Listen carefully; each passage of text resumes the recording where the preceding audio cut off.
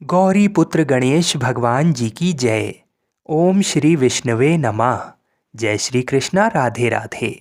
आज फागुन मास के शुक्ल पक्ष का गुरुवार है और आज के दिन गुरुवार का व्रत रखने तथा बृहस्पतिवार की व्रत कथा को सुनने से भगवान श्री लक्ष्मी नारायण जी और भगवान शिव, माता पार्वती सभी का आशीर्वाद प्राप्त होता है और हमारा घर सुख समृद्धि एवं धन संपत्ति से भर जाता है।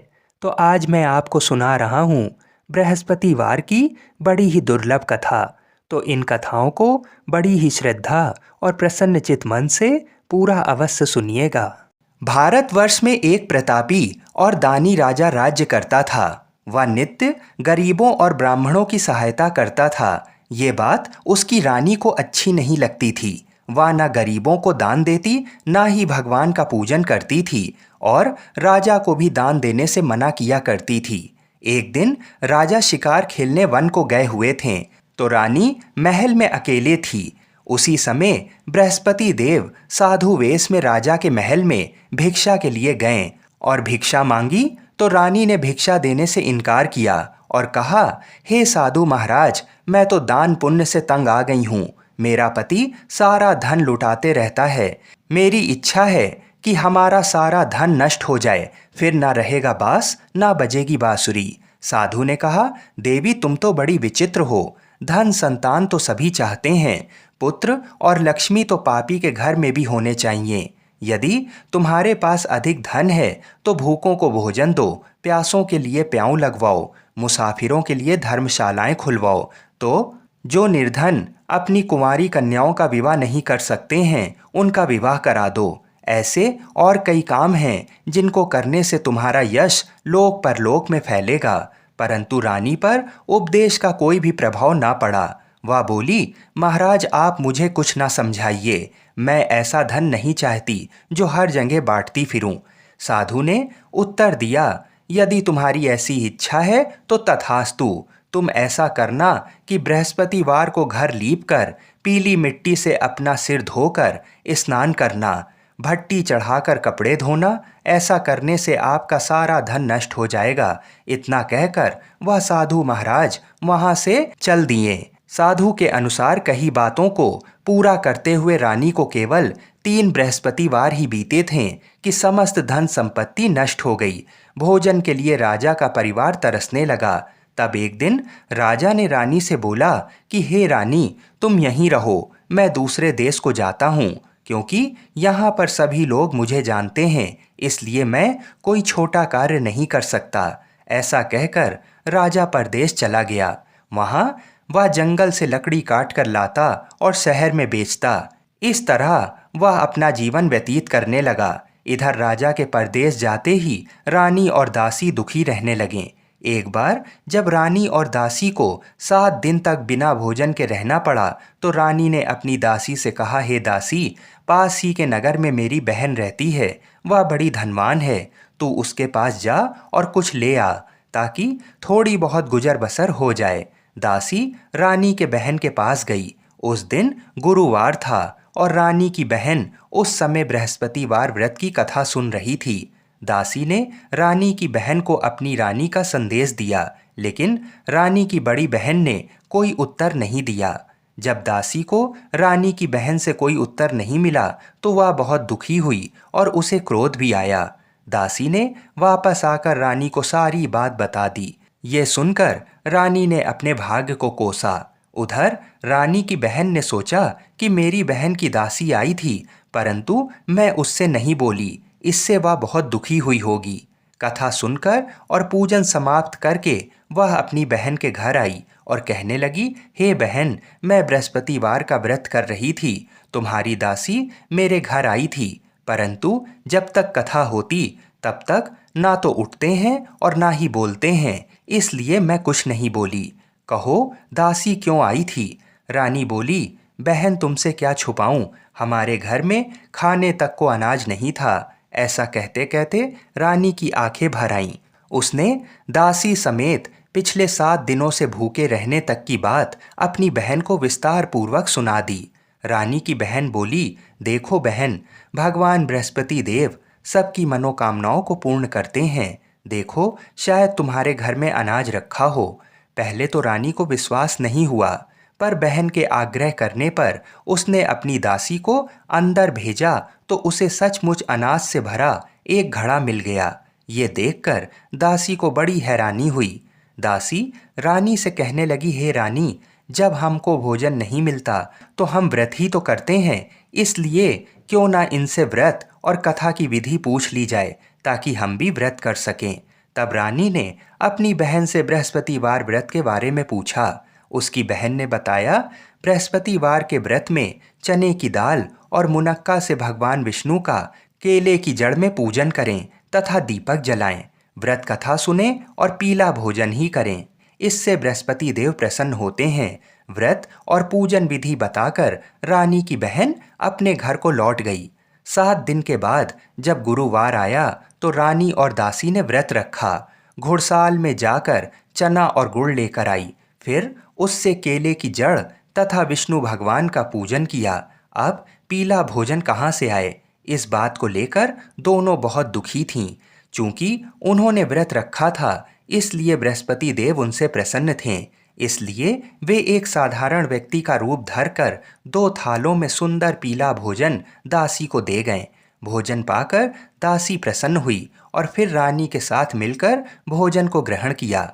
उसके बाद वे सभी गुरुवार को व्रत और पूजन करने लगीं।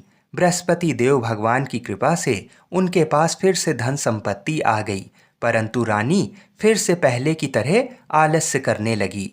तब दासी बोली, देखो रानी, तुम पहले भी इस प्रकार आलस्य करती थी, तुम्हें धन रखने में कष्ट होता था, इस कारण सभी धन नष्ट हो गया, और अब जब भगवान बृहस्पति देव की कृपा से धन मिला है तो तुम्हें फिर से आलस्य होता है। रानी को समझाते हुए दासी कहती है कि बड़ी मुसीबतों के बाद हमने ये धन पाया है, इसलिए हमें दान पुण्य करना चाहिए, भूखे मनुष्यों को भोजन कराना चाहिए और धन को शुभ कार्यों में खर्च करना चाहिए, जिससे तुम्हारे कुल का यश बढ़ेगा, स्वर्ग की प्राप्ति होगी और पितृ प्रसन्न होंगे। दासी की बात मानकर रानी अपना धन शुभ कार्यों में खर्च करने लगी, जिससे पूरे नगर में उसका यश फैलने लगा। बृहस्पतिवार व्रत कथा के बाद श्रद्धा के साथ आरती की जानी चाहिए। इसके बाद प्रसाद बांटकर उसे ग्रहण करना चाहिए। एक दिन राजा दुखी होकर जंगल में एक पेड़ के नीचे आसन जमाकर बैठ गया। वह अपनी दशा को याद करके व्याकुल होने लगा। बृहस्पतिवार का दिन था। एकाएक उसने देखा कि निर्जन वन में एक साधु प्रकट हुए। वह साधु वेश में स्वयं बृहस्पति देवता थे। लकड़हारे के सामने जाकर बोले, हे लकड़हारे, इस सुनसान जंगल में तू चिंता मग्न क्यों बैठा है? लकड़हारे ने दोनों हाथ जोड़कर प्रणाम किया और उत्तर दिया, महात्मा जी, आप सब कुछ जानते हैं, मैं क्या कहूँ। ये कहकर रोने लगा और साधु को अपनी आत्मकथा सुनाई। महात्मा जी ने कहा, तुम्हारी स्त्री ने बृहस्पति के दिन बृहस्पति भगवान का निरादर किया है, जिसके कारण रुष्ट होकर उन्होंने तुम्हारी ये दशा कर दी है। अब तुम चिंता को दूर करके मेरे कहने पर चलो तो तुम्हारे सब कष्ट दूर हो जाएंगे और भगवान पहले से भी अधिक संपत्ति तुम्हें देंगे। तुम बृहस्पति के दिन कथा किया करो। 2 पैसे के चने मुनक्का लाकर उसका प्रसाद बनाओ और शुद्ध जल से लोटे में शक्कर मिलाकर अमृत तैयार करो। कथा के पश्चात अपने सारे परिवार और सुनने वाले प्रेमियों में अमृत व प्रसाद बांटकर आप भी ग्रहण करो। ऐसा करने से भगवान तुम्हारी सब मनोकामनाएं पूरी करेंगे। साधु के ऐसे वचन सुनकर लकड़हारा बोला, हे प्रभु, मुझे लकड़ी बेचकर इतना पैसा नहीं मिलता जिससे भोजन के उपरांत कुछ बचा सकूं। मैंने रात्रि में अपनी स्त्री को व्याकुल देखा है। मेरे पास कुछ भी नहीं जिससे मैं उसकी खबर मंगा सकूं। साधु ने कहा, हे लकड़हारे, तुम किसी बात की चिंता मत करो। बृहस्पति के दिन तुम रोजाना की तरह लकड़ियां लेकर शहर को जाओ। तुमको रोज से दुगना धन प्राप्त होगा, जिससे तुम भली भांति भोजन कर लोगे तथा बृहस्पति देव की पूजा का सामान भी आ जाएगा। इतना कहकर साधु अंतर ध्यान हो गए। धीरे धीरे समय व्यतीत होने पर फिर वही बृहस्पतिवार का दिन आया। लकड़हारा जंगल से लकड़ी काटकर किसी शहर में बेचने गया। उसे उस दिन और दिन से अधिक पैसा मिला। राजा ने चना गुड़ आदि लाकर गुरुवार का व्रत किया। उस दिन से उसके सभी कलेश दूर हुए। परंतु जब दोबारा गुरुवार का दिन आया तो बृहस्पतिवार का व्रत करना भूल गया। इस कारण बृहस्पति भगवान नाराज हो गए। उस दिन उस नगर के राजा ने विशाल यज्ञ का आयोजन किया तथा शहर में ये घोषणा करा दी कि कोई भी मनुष्य अपने घर में भोजन ना बनावे, ना आग जलावे, समस्त जनता मेरे यहाँ भोजन करने आए। इस आज्ञा को जो नहीं मानेगा उसे फांसी की सजा दी जाएगी। इस तरह की घोषणा संपूर्ण नगर में करवा दी गई। राजा की आज्ञा अनुसार शहर के सभी लोग राजा की आज्ञा अनुसार शहर के सभी लोग भोजन करने गए, लेकिन लकड़हारा कुछ देर से पहुंचा। इसलिए राजा उसको अपने साथ घर लिवा ले गए और वहां ले जाकर भोजन करा रहे थे तो रानी की दृष्टि उस खूंटी पर पड़ी जिस पर उसका हार लटका हुआ था। वह वहां पर दिखाई नहीं दिया। रानी ने निश्चय किया कि मेरा हार इस मनुष्य ने चुरा लिया है। उसी समय सिपाहियों को बुलाकर उसको कारागार में डलवा दिया। जब लकड़हारा कारागार में पड़ गया और बहुत दुखी होकर विचार करने लगा कि ना जाने कौन से पूर्व जन्म के कर्म से मुझे ये दुख प्राप्त हुआ है, और उसी साधु को याद करने लगा जो कि जंगल में मिला था। उसी समय तत्काल बृहस्पति देव साधु के रूप में प्रकट हुए और उसकी दशा को देखकर कहने लगे, अरे मूर्ख, तूने बृहस्पति देव की कथा नहीं करी, इस कारण तुझे दुख प्राप्त हुआ है। अब चिंता मत कर। बृहस्पतिवार के दिन कारागार के दरवाजे पर 4 पैसे पड़े मिलेंगे। उनसे तू बृहस्पति देव की पूजा करना, तेरे सभी कष्ट दूर हो जाएंगे। बृहस्पति के दिन उसे 4 पैसे मिले। लकड़हारे ने कथा कही। उसी रात्रि को बृहस्पति देव ने उस नगर के राजा को स्वप्न में कहा, हे राजा, तूने जिस आदमी को कारागार में बंद कर दिया है वह निर्दोष है, वह राजा है, उसे छोड़ देना। रानी का हार उस खूंटी पर लटका है। अगर तू ऐसा नहीं करेगा तो मैं तेरे राज्य को नष्ट कर दूंगा। इस तरह रात्रि के स्वप्न को देखकर राजा प्रातःकाल उठा और खूंटी पर हार देखकर लकड़हारे को बुलाकर क्षमा मांगी तथा लकड़हारे को योग्य सुंदर वस्त्र आभूषण देकर विदा कर दिया। बृहस्पति देव की आज्ञा अनुसार लकड़हारा अपने नगर को चल दिया। राजा जब अपने नगर के निकट पहुंचा तो उसे बड़ा आश्चर्य हुआ। नगर में पहले से अधिक बाग, तालाब, कुएं तथा बहुत सी धर्मशाला, मंदिर आदि बन गए थे। राजा ने पूछा कि ये किसका बाग है और धर्मशाला किसकी है। तब नगर के सब लोग कहने लगे, ये सब रानी और बांदी के हैं। तो राजा को आश्चर्य हुआ और गुस्सा भी आया। जब रानी ने ये खबर सुनी कि राजा आ रहे हैं तो उन्होंने दासी से कहा, हे दासी, देख राजा हमको कितनी बुरी हालत में छोड़ गए थे। हमारी ऐसी हालत देखकर वह लौट ना जाएं, इसलिए तू दरवाजे पर खड़ी हो जा। आज्ञा अनुसार दासी दरवाजे पर खड़ी हो गई। राजा आए तो उन्हें अपने साथ ले गई। तब राजा ने क्रोध करके अपनी रानी से पूछा कि ये धन तुम्हें कैसे प्राप्त हुआ। तब उन्होंने कहा कि हमें ये सब धन बृहस्पति देव के इस व्रत के प्रभाव से प्राप्त हुआ है।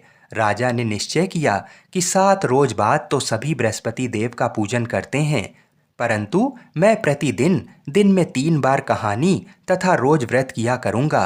अब हर समय राजा के दुपट्टे में चने की दाल बंधी रहती तथा दिन में 3 बार कहानी कहता। एक रोज राजा ने विचार किया कि चलो अपनी बहन के यहाँ हो आएं। इस तरह निश्चय कर राजा घोड़े पर सवार हो अपनी बहन के यहाँ को चला गया। मार्ग में उसने देखा कि कुछ आदमी एक मुर्दे को लेकर जा रहे हैं। उन्हें रोककर राजा कहने लगे, अरे भाइयों, मेरी बृहस्पति देव की कथा सुन लो। वे बोले, लो, हमारा तो आदमी मर गया है, इसको अपनी कथा की पड़ी है। परंतु कुछ आदमी बोले, अच्छा कहो, हम तुम्हारी कथा भी सुनेंगे। राजा ने दाल निकाली और जब कथा आधी हुई थी कि मुर्दा हिलने लगा, और जब कथा समाप्त हो गई तो राम राम करके मनुष्य उठकर खड़ा हो गया।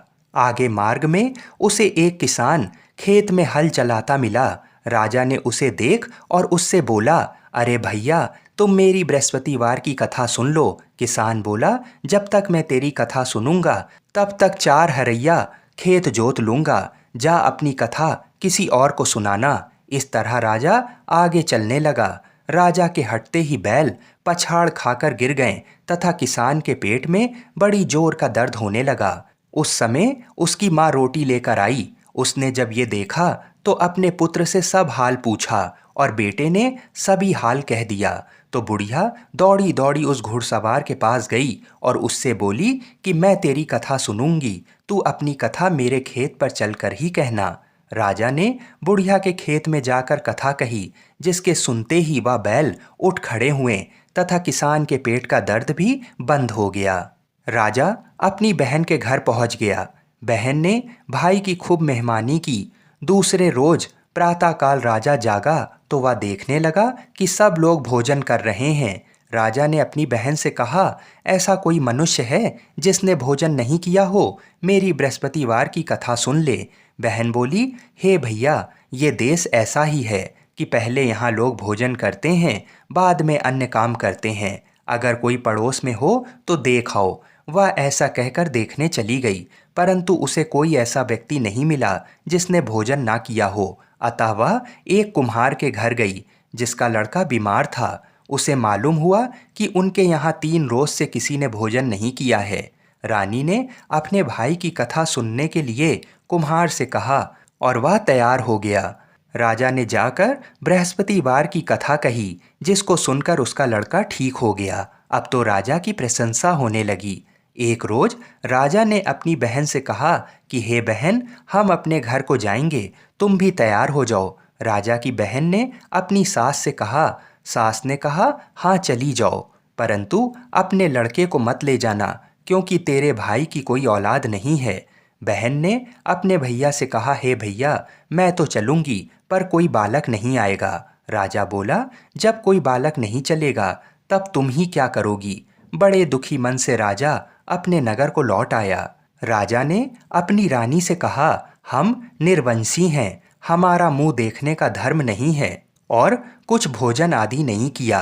रानी बोली, हे प्रभु, बृहस्पति देव ने हमें सब कुछ दिया है, वह हमें औलाद अवश्य देंगे। उसी रात को बृहस्पति देव ने राजा से स्वप्न में कहा, हे राजा उठ, सभी सोच त्याग दे, तेरी रानी गर्भ से है। राजा को ये बात सुनकर बड़ी खुशी हुई। 9वें महीने में रानी के गर्भ से एक सुंदर पुत्र पैदा हुआ। तब राजा बोला, हे रानी, स्त्री बिना भोजन के रह सकती है, पर बिना कहे नहीं रह सकती। जब मेरी बहन आवे तो तुम उससे कुछ कहना मत। रानी ने सुनकर हाँ कर दिया। जब राजा की बहन ने ये शुभ समाचार सुना तो वह बहुत खुश हुई तथा बधाई लेकर अपने भाई के यहाँ आई। तभी रानी ने कहा, घोड़ा चढ़कर तो नहीं आई, गधा चढ़ी आई। राजा की बहन बोली, भाभी, मैं इस प्रकार ना कहती तो तुम्हें औलाद कैसे मिलती? बृहस्पति देव ऐसे ही हैं, जैसे जिसके मन में कामनाएं हैं सभी को पूर्ण करते हैं। जो सद्भावना पूर्वक बृहस्पतिवार का व्रत करता है एवं कथा पढ़ता है अथवा सुनता है, दूसरों को सुनाता है, बृहस्पति देव उसकी सभी मनोकामना पूर्ण करते हैं। भगवान बृहस्पति देव उसकी सदैव रक्षा करते हैं। संसार में जो मनुष्य सद्भावना से भगवान जी का पूजन व्रत सच्चे हृदय से करते हैं तो उनकी सभी मनोकामनाएं पूर्ण करते हैं। जैसी सच्ची भावना से रानी और राजा ने उनकी कथा का गुणगान किया तो उनकी सभी इच्छाएं बृहस्पति देव जी ने पूरी की। इसलिए पूर्ण कथा सुनने के बाद प्रसाद लेकर जाना चाहिए। हृदय से उसका मनन करते हुए जयकारा बोलना चाहिए। बोलो बृहस्पति देव की जय। बोलिए श्री लक्ष्मी नारायण भगवान की जय। बोलिए भगवान विष्णु की जय। बोलिए श्री राधा कृष्ण भगवान की जय। बोलिए श्री तुलसी शालिग्राम की जय। जय जय श्री राधे। आइए अब मनोकामनाओं को पूरी करने वाली बृहस्पति देव जी की कथा को सुनते हैं। प्राचीन काल में एक ब्राह्मण रहता था। वह बहुत निर्धन था। उसके कोई संतान नहीं थी। उसकी स्त्री बहुत मलिनता के साथ रहती थी। वह ना तो स्नान करती, ना किसी देवता का पूजन करती थी। इससे ब्राह्मण देवता बड़े दुखी थे। बेचारे बहुत कुछ कहते थे, किंतु उसका कुछ परिणाम नहीं निकलता था। भगवान की कृपा से ब्राह्मण की स्त्री के कन्या रूपी रत्न पैदा हुआ। कन्या बड़ी होने पर प्रातः स्नान करके विष्णु भगवान का जाप व बृहस्पतिवार का व्रत करने लगी। अपने पूजन पाठ को समाप्त करके विद्यालय जाती तो अपनी मुट्ठी में जौ भर कर ले जाती और पाठशाला के मार्ग में डालती जाती। जब वह पाठशाला से लौटती तो ये जौ स्वर्ण के हो जाते थे और वह लौटते समय उनको बीनकर घर ले जाती थी। एक दिन वह बालिका सूप में उस सोने के जौ को फटक कर साफ कर रही थी कि उसके पिता ने ये करते हुए देख लिया और कहा, बेटी, सोने के जौ के लिए सोने का सूप होना चाहिए। दूसरे दिन बृहस्पतिवार था। इस कन्या ने बृहस्पतिवार का व्रत रखा और बृहस्पति देव से प्रार्थना करके कहा, मैंने आपकी पूजा सच्चे मन से की हो तो मेरे लिए सोने का सूप दे दो। बृहस्पति देव ने उसकी प्रार्थना स्वीकार कर ली। रोजाना की तरह वह कन्या जौ फैलाती हुई जाने लगी। जब लौटकर जौ बीन रही थी तो बृहस्पति देव की कृपा से सोने का सूप मिला। उसे वह घर ले आई और उसमें जौ साफ करने लगी, परंतु उसकी माँ का वही ढंग रहा। एक दिन की बात है, वह कन्या सोने के सूप में जौ साफ कर रही थी। उस समय उस शहर का राजपुत्र वहां से होकर निकला। इस कन्या के रूप और कार्य को देखकर मोहित हो गया तथा अपने घर आकर भोजन तथा जल त्याग कर उदास होकर लेट गया।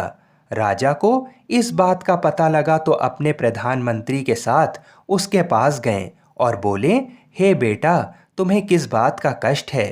किसी ने अपमान किया है अथवा और कारण हो सो कहो, मैं वही कार्य करूँगा जिससे तुम्हें प्रसन्नता हो।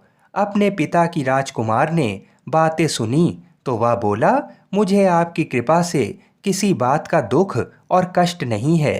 किसी ने मेरा अपमान नहीं किया है, परंतु मैं उस लड़की से विवाह करना चाहता हूँ जो सोने के सूप में जौ साफ कर रही थी। ये सुनकर राजा आश्चर्य में पड़ गए और बोले, बेटा, इस तरह की कन्या का पता तुम ही लगाओ, मैं उसके साथ तुम्हारा विवाह अवश्य ही करवा दूंगा। राजकुमार ने उस लड़की के घर का पता बतलाया। तब मंत्री उस लड़की के घर गए और ब्राह्मण देवता को सभी हाल बताया। ब्राह्मण देवता राजकुमार के साथ अपनी कन्या का विवाह करने के लिए तैयार हो गए तथा विधि विधान के अनुसार ब्राह्मण की कन्या का विवाह राजकुमार के साथ हो गया। कन्या के घर से जाते ही पहले की भांति उस ब्राह्मण देवता के घर में गरीबी का निवास हो गया। अब भोजन के लिए भी अन्न बड़ी मुश्किल से मिलता था। एक दिन दुखी होकर ब्राह्मण देवता अपनी पुत्री के पास गए। तब बेटी ने पिता की दुखी अवस्था को देखा और अपनी माँ का हाल पूछा। तब ब्राह्मण ने पूरा हाल बता दिया। कन्या ने बहुत सा धन देकर अपने पिता को अपने घर से विदा कर दिया। इस तरह ब्राह्मण का कुछ समय सुखपूर्वक व्यतीत हुआ। कुछ दिन बाद वह फिर वही हाल का हो गया। ब्राह्मण फिर अपनी कन्या के यहाँ गया और सारा हाल कहा तो लड़की बोली, हे पिताजी, आप माता को यहाँ लिवा लाओ, मैं उसे विधि बता दूंगी जिससे गरीबी दूर हो जाए। वह ब्राह्मण देवता अपनी स्त्री को साथ लेकर पहुँचे तो अपनी माँ को वह लड़की समझाने लगी, हे माँ, तुम प्रातःकाल प्रथम स्नान आदि करके विष्णु भगवान का पूजन करो तो तुम्हारी सब दरिद्रता दूर हो जाएगी। परंतु उसकी माँ ने एक भी बात नहीं मानी और प्रातःकाल उठकर अपनी पुत्री के बच्चों की जूठन को खा लिया। इससे उसकी पुत्री को भी बहुत क्रोध आया और एक रात को कोठरी से सभी सामान निकाल दिया और अपनी माँ को उसमें बंद कर दिया। प्रातःकाल उसे निकाला तथा स्नान आदि करा के पाठ करवाया तो उसकी माँ की बुद्धि ठीक हो गई और फिर प्रत्येक बृहस्पतिवार को व्रत रखने लगी। इस व्रत के प्रभाव से उसके माँ बाप बहुत ही धनवान और पुत्रवान हो गए और बृहस्पति जी के प्रभाव से इस लोक के सुख भोग कर स्वर्ग को प्राप्त हुए। आप सभी लोग बड़ी ही श्रद्धा और प्रेम से बोलिए, विष्णु भगवान की जय। हम ऐसी मंगल कामना करते हैं कि भगवान श्री लक्ष्मी नारायण जी और बृहस्पति देव जी तथा भगवान शिव और माता पार्वती हम सभी की मनोकामनाओं को अवश्य ही पूर्ण करें। हर हर महादेव।